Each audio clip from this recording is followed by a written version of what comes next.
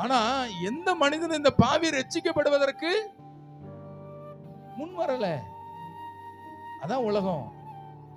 நீ செய்த தவறை உன்னை சுட்டிக்காட்டி உன்னை குட்டி கொண்டே இருக்கிற இந்த உலகத்துல கர்த்தர் உனக்கு கொடுக்கிறார். உரிமையோடு நீ அப்பான்னு கூப்பிடு, நான் உனக்குள்ள பிரவேசிப்பேன்.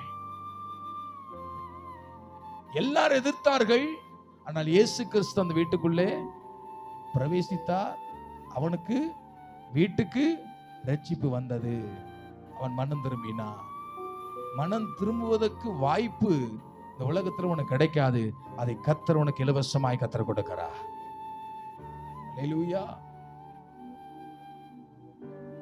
இன்னைக்கு அருமையான கர்த்தருடைய பிள்ளைகளே, அப்பான்னு கூப்பிடக்கூடிய, இயேசுவேன்னு கூப்பிடக்கூடிய புத்திர சுவிகாரத்தை கர்த்தர் உனக்கு தந்தரில் இருக்கிறார். அதை பயன்படுத்திக்கொள், அதை விட்டு விடாதே.